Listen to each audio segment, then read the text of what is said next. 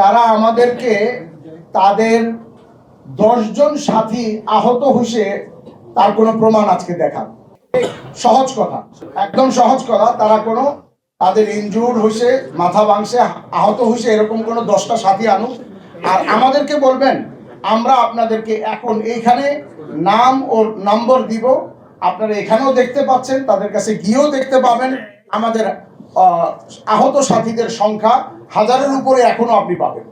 কারণ 6 বছর হয়ে গেছে, অনেকের নাম ঠিকানা আমরা হারিয়ে ফেলেছি, কিন্তু আপনারা চাইলে আমরা এখনো 1000-এর উপরে সাথী আপনাদের উপরে উপস্থিত করতে পারবো। Double million offer, Walton fridge কিনে পেতে পারেন 20 লক্ষ টাকা, রয়েছে কোটি কোটি টাকার নিশ্চিত উপহার। টাইলের 4 সপ্তাহ এবং 2 সপ্তাহ, এটা আসলে আমাদের যোগ সাজসে বা সরকারের সমর্থনে হয়েছে ব্যাপারটা তা নয়। এটা তৎকালীন সময়ে বিভাগীয় একজন পুলিশ কমিশনার অনেক চিন্তা ভাবনা করে ওনারা বললেন যে আপনাদের শুরা কতজন।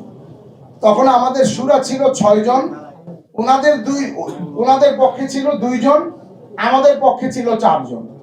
এই জন্য বলছেন যে এক একজন এক এক সপ্তাহ করে সিদ্ধান্ত দেন, সিদ্ধান্ত 1 সপ্তাহ করে। তো আপনারা যেহেতু 4 জন, আপনারা 4 সপ্তাহ সিদ্ধান্ত দিবেন, ওনারা যেহেতু 2 জন, তো 2 সপ্তাহ সিদ্ধান্ত দিবেন। এর ভিতর দিয়ে কিন্তু আরেকটা জিনিস প্রকাশ পায়, তারা যে বলে যে আমরা শুরাই নিজামকে মানি না, আমরা আমির মানি। তাহলে তোমাদের মধ্যে শুরা কেন? আমরা জানতে চাই তোমাদের বাংলাদেশের আমির কে। তোমরা 1995 সাল থেকে 2017 পর্যন্ত 22 বছর পর্যন্ত তোমাদের আমির কে ছিল? আপনাদের এই প্রশ্ন 2018 সালের 2রা ডিসেম্বর হামলার পরের দিন আমাদের একটা সংবাদ সম্মেলন হয়েছিল, যেখানে আমাদের দাওয়াত তাবলীগের মুরব্বি এবং ওলামা মাশায়েখ ছিলেন। সেখানে মনে পড়ে হুজাইফা নামে, তার নাম ছিল হুজাইফা, সে মাওলানা জুবাইর সাহেবকে প্রশ্ন করছে যে আপনারা এই বিভক্তি না করে একসাথে কাজ করতে পারেন কিনা। তখন মাওলানা জুবাইর সাহেব যে উত্তরটা দিয়েছিলেন, আমি আপনাদেরকে সেই উত্তরটা দিচ্ছি।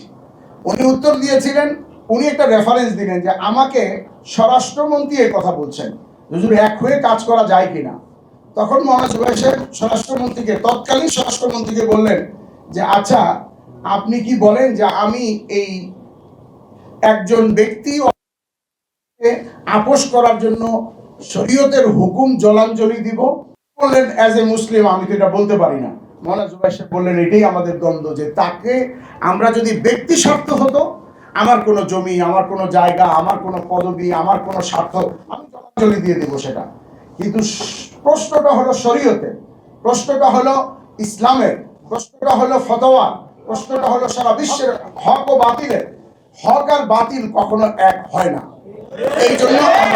এই জন্য আমাদের কোরআন ও হাদিসের কাছে আমাদের হাত পা বাঁধা, যে আমরা কোরআন হাদিসকে জলাঞ্জলি দিয়ে আমরা